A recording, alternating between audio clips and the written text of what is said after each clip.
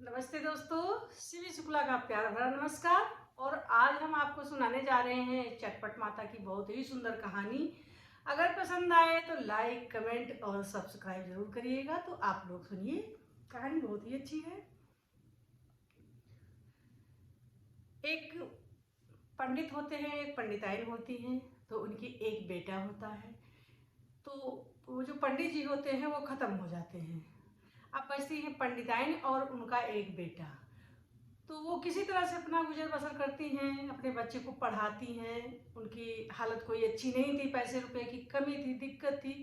किसी तरह से उन्होंने अपने बेटे को पढ़ाया लिखाया और बेटा बड़ा हुआ। बेटा पढ़ ही रहा था कि एक दिन उसने अपने माँ से कहा कि माँ, मुझे भी बाहर जाना है कमाने, नौकरी करने, क्योंकि मेरे दोस्त सब जा रहे हैं बाहर नौकरी करने के लिए। तो उसकी माँ ने कहा, बेटा अभी मत जाओ, अभी आप पढ़ाई कर लो अच्छे से। पढ़ाई कर लो तो आपको और अच्छी नौकरी मिल जाएगी।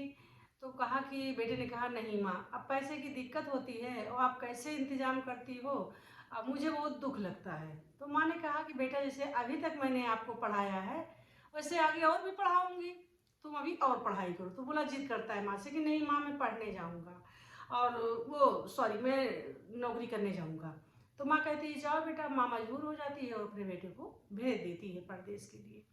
और बेटा कहता है, मैं माँ, तुम परेशान मत होना, मैं तुम्हारे चिट्ठी भेजता रहूँगा, हाल चाल लेता रहूँगा, पैसा भेजता रहूँगा, मैं कमाऊँगा वहाँ पे, सारी समस्या घर की दूर हो जाएगी।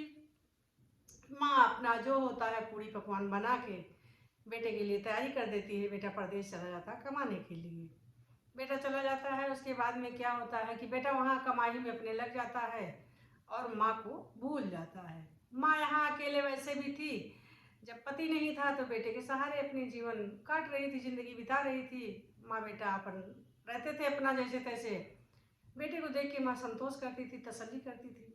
अब बेटा भी चला गया तो वहाँ से उसका कोई न लेटर, न खुद आना, न कोई मैसेज, कुछ भी कोई हाल चाल नहीं मिलती है बेटे को। अपनी माँ नहीं पाती है अपने बेटे का, कोई समाचार नहीं पाती है। माँ बहुत परेशान होती, बहुत रोती, बहुत परेशान होती है कि मेरा बेटा जब से गया है ना कोई चिट्ठी भेजता है, ना कोई हाल खबर उसकी मिलती है। अजनबी शहर में मेरा बेटा कैसे होगा, क्या खाता होगा, कैसे नौकरी लगी कि नहीं लगी। अब माँ कर ही क्या सकती है, ना कोई पता, ना कोई ठिकाना उसका। बहुत परेशान होती माँ, रोज इंतजार करती, सुबह से लेके शाम तक माँ इंतजार करती है।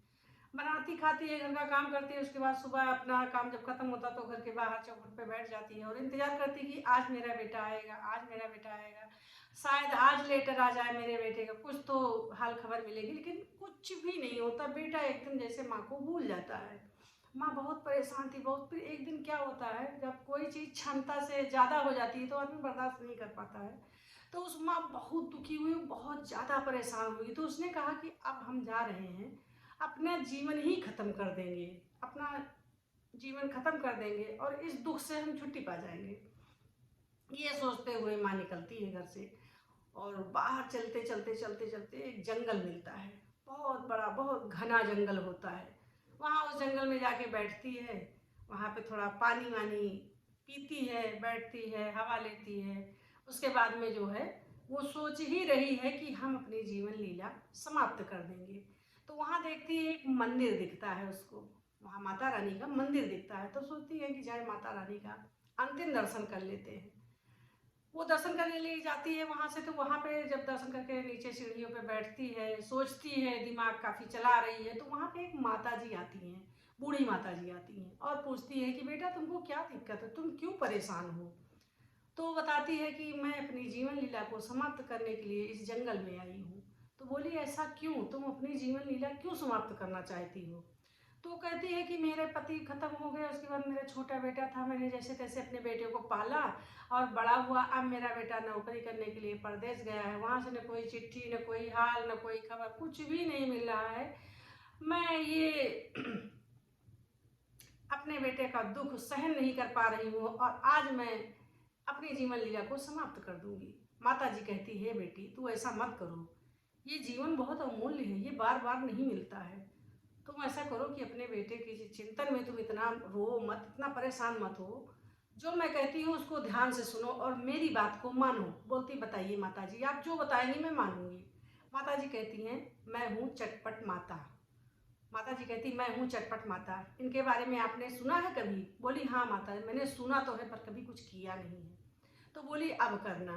कहती है जाओ तुम अपने घर पे और अपने मोहल्ले की जताशक्ति जो तुम्हारी औकात हो उस हिसाब से औरतों को न्योतो, प्रसाद बनाओ और औरतों को खिलाओ। और उसके 4-5 दिन के बाद तुम्हारा बेटा घर वापस आ जाएगा। बुढ़िया वहाँ से चल देती है।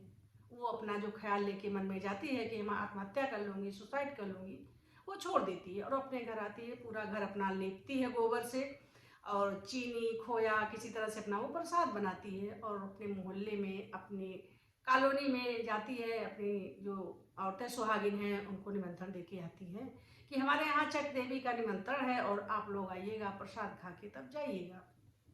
निमंत्रण दे के आती है और घर में आके सब अपनी तैयारी कर रही है, चौकी सजाई है, सब चीज़ करी रही है, सारी औरतें आ गई हैं, पूजा शुरू होती है। तैसे एक आदमी आता है, नौजवान आदमी आता है, बोलता माँ माँ दरवाज़ा खोलिए। तो बोलती है कि अरे कौन हो बेटा? बोलता मैं तुम्हारा बेटा हूँ। माँ खोलो मैं तुम्हारा बेटा हूँ और देखो मैं कितना सामान लेके आया हूँ, दरवाज़ा खोलो तो मैं सामान को अंदर रखूँ।